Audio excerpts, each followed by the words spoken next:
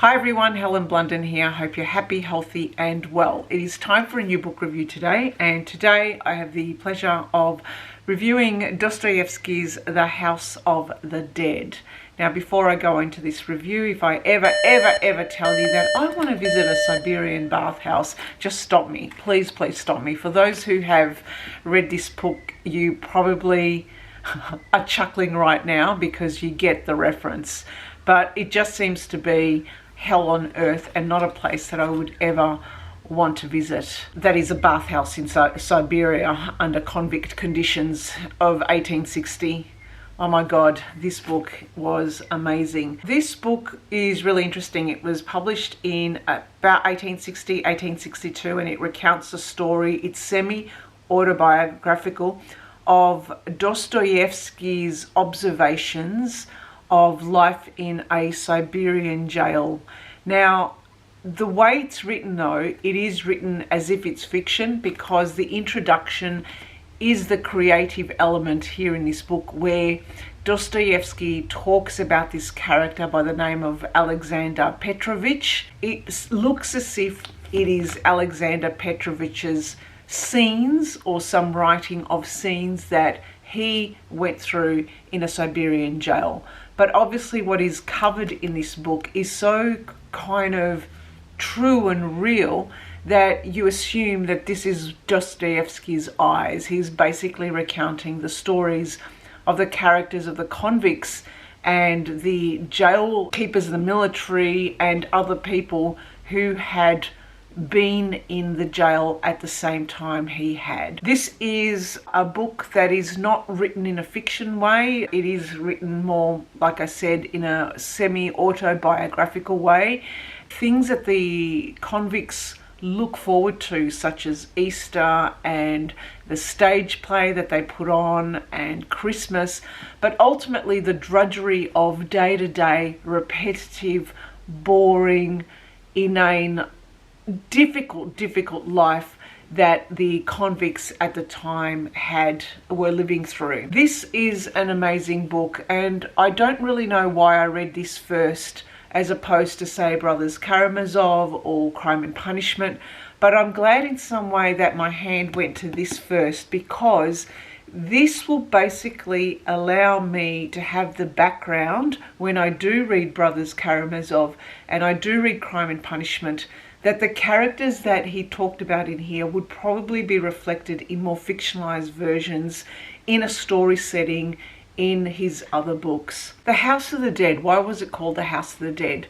It was something that when Dostoyevsky, his persona of Alexander Petrovich, noticed with the convicts when they were in the jail. They just didn't seem to be alive. Those who felt alive seemed to be dead. It just seemed to be kind of like this halfway point between the living world, the world outside, and this world that was inside the jail, which was slowly dying, that didn't have any hope, that didn't have any meaning. That's how he saw the people. The jail itself just seemed horrific. They slept on 3 slats of timber, very close to each other, in a room, in a jail cell with 30 people. They didn't get any peace to themselves. They didn't have any time for solitude. They were always with another person very close by them. They were also branded on their forehead, and they wore fetters, chains around their ankles throughout the entire time.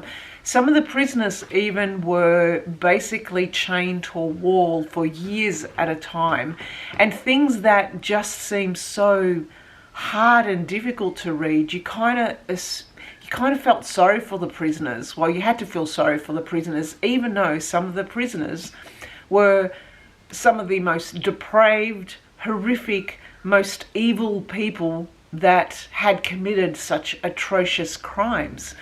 But at the same time, there were also prisoners who were there out of their, I guess, just lack of luck in the world. They were poor.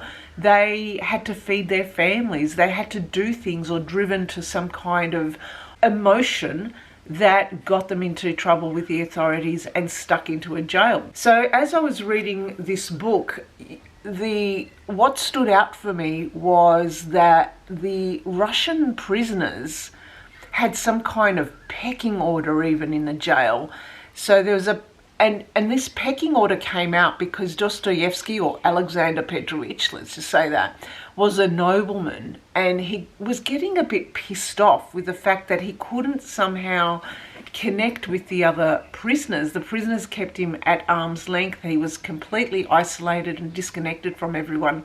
But the thing was, there was a pecking order in the jail, and he kind of gleaned that because he was a nobleman, so they treated him differently. No matter what he tried to do to try and open up, to try and ask questions, to try and, help people there, to make him like him, there was always this distance.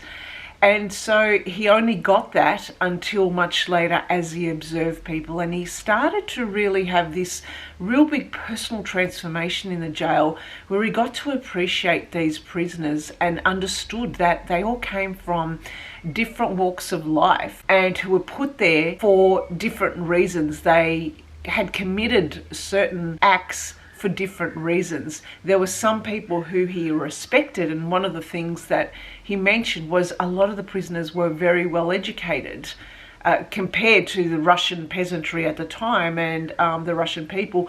There was a maths professor in the prison. There were people who were literate, who could read, who could hold arguments, and he found that quite fascinating. But at the same time, there were other people who were just pure debased, evil, debauched characters who he couldn't trust, and he could never trust. But there was this kind of feeling that you just don't go there. You just know something is wrong with that person. But at the same time, as a whole, I think he started to appreciate appreciate such a strong word. It kind of came to accept the fact that everyone comes from different walks of life, and who are you to judge another person? So he used the opportunity to really observe and take in, and I feel as if he had some kind of a big transformative journey, an experience in this jail, much like what Victor Frankl had in his torment in the concentration camps during World War II. And he was at a point in time, his lowest time, being in a place where there was forced labor and there was forced cohabitation. And in real life, we don't have that. We don't have forced labor or forced cohabitation, which then brings up certain traits and behaviours in people who are living together, humans who are living together quite at close quarters, stripped of their freedoms and liberties. They become a different person. They become a different animal, so to speak. And he saw this, and he ended up seeing some kind of beauty out of it, if that makes sense. Now, he didn't start to write the story until some years later afterwards, when he wrote The House of the Dead. But it made you think about what happens when humans are put together in such close quarters. So as I was reading this book, I don't have experience of prisons, but I do have experiences of the military, where in some way the military as well is a place where it forces people together who come from all walks of life.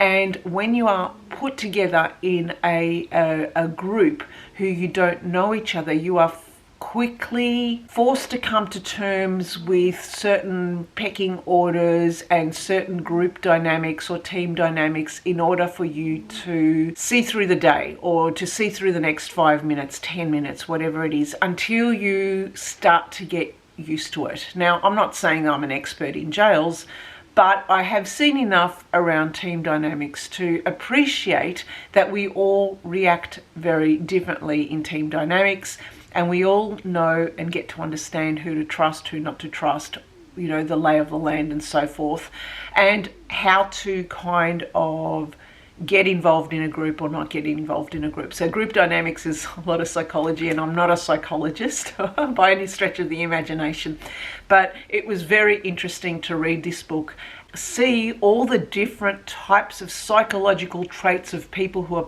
put in situations where there is forced labor, freedom is stripped, and forced coexistence. Some of the other things that really stood out for me was this constant mention of children. These people act a lot like children, and it was very much like being in a playground, and that got me thinking about, again, this situation of being put together in a group and having to come up with the norms of the team, of the norms of the group, in order for you to survive. I think that's what happens with children as well. When they play together in a playground at certain ages, they have to go through certain actions to try and understand how to play together, how to work together, how to communicate with each other.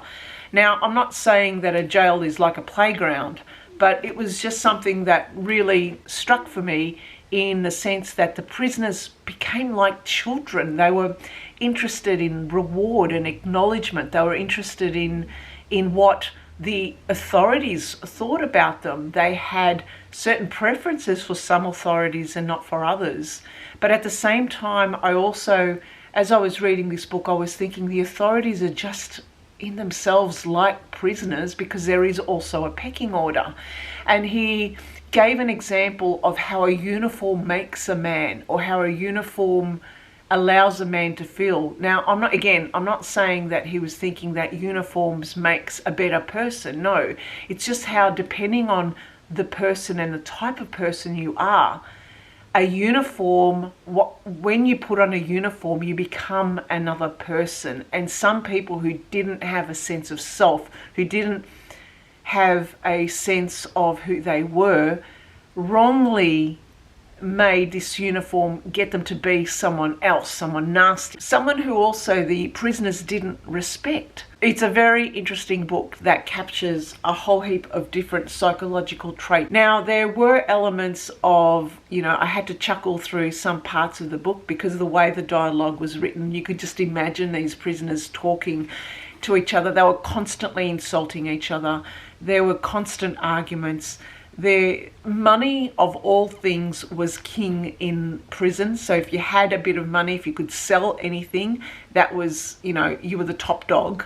But at the same time, they would steal the money. Stealing and theft was right. And yet, through all these things, there was also a code, or an element of some codes or rules that weren't meant to be broken. And if you broke them, that, you were on the outer, or you would get a flogging, or you would get punched up by the other prisoners. The floggings in this book were utterly just horrific. They would get flogged up to 2,000 lashes. But what they would do, they would separate those lashes so they weren't all done in the one hit, because otherwise it would kill the man. So they would do 100 lashes and then get him into the hospital. He would recover, then get him out for some more. And so it would utterly destroy someone. And yet at times they had this as kind of like a badge of honor, if that makes sense. Really weird. What else? There is so much in this book. If you're someone who doesn't want to read about animal cruelty, then don't read this book. There is a chapter in this book where, despite the prisoners loved their animals, there was big elements of animal cruelty in this book, which just was shocking to read. Probably at the time, let's think about it for the context, back in the 1860s, in freezing cold weather, cannot think about things as 2023 thinking for 1862 in different situations. What else can I say about this book? There was a lot of mentions about changing one's fortune, and this again struck with me. Dostoyevsky talked about changing one's fortune and how important it was for the prisoners to do something, anything little in their day that would change their fortune. One example would be to obviously break free, go and escape out of the jail. And this was something that a lot of them said, well, if that was successful, that is akin to changing your fortune. But a lot of prisoners wouldn't do that. They wouldn't even bother, because it wasn't worth it. It wasn't worth it. You'd be caught, you'd be lashed, and you'd be forever put into the jail. So you may as well just wait out your time and see how you go. Parts of this book, believe it or not, and I know it should not have been this way, but it reminded me of Catch-22. A lot of reminders of Catch-22. And I did a bit of a search online to see if anyone else out there in the internet world and YouTube world had actually captured that same feeling that I had, that it that the elements of Catch-22 were very similar to the elements of the House of the Dead. The fact of being forced to live together, the fact of doing something meaningless day in, day out, the fact of wanting something more, the fact of wanting an escape. So parts of Catch-22, I felt for me, was like I was reading the House of the Dead. Maybe Joseph Heller in some way had used elements of the themes that Dostoyevsky had come across and written in his writing. Now, this is a big assumption. I only did a very rudimentary search online about this link that I was making between Dostoyevsky and Joseph Heller, especially the Catch-22. I could be completely wrong, but that's just the feeling I got. Reading Catch-22 and then reading this, I kind of had the same feeling, although I didn't want to chuckle at times because it was a lot more serious. There's a lot more depth. I mean, being in a Siberian jail at this time and being chained for years on end and having someone right next to you and sleeping and living day in, day out would do my head in. A lot of themes about different types of people, different types of human experiences, different types of pecking order, and how the prisoners seem to be like children. You know, how they work together in group dynamics, how they interacted, how they connected with each other in the sense of who they had in their fold and who they ousted based on their background, was all very fascinating. If you're a psychology student, you have to read Dostoyevsky. I think you have to read this book because it'll give you the perspective of what happens to humans who go into forced labour and forced cohabitation. It's not like watching Big Brother on TV or reality TV where they put people in certain situations and they force cameras on them and they act in that way. No, that's for our entertainment and they're just playing to the camera. This is real life. This is hardcore human psychology. Anyway, let me know what you think. Have you read The House of the Dead? What were your thoughts? If you are planning to read this, and you do, let me know. Share it in the comments below. I have not seen a lot of reviews online about this book. I'm wondering, why haven't people read it? Like, I mean, it should be read as, I guess, a precursor to Crime and Punishment and Brothers Karamazov. I'm sure it will be the case. That's a big assumption on my part. Anyway, thanks for listening and thanks for watching. Bye for now.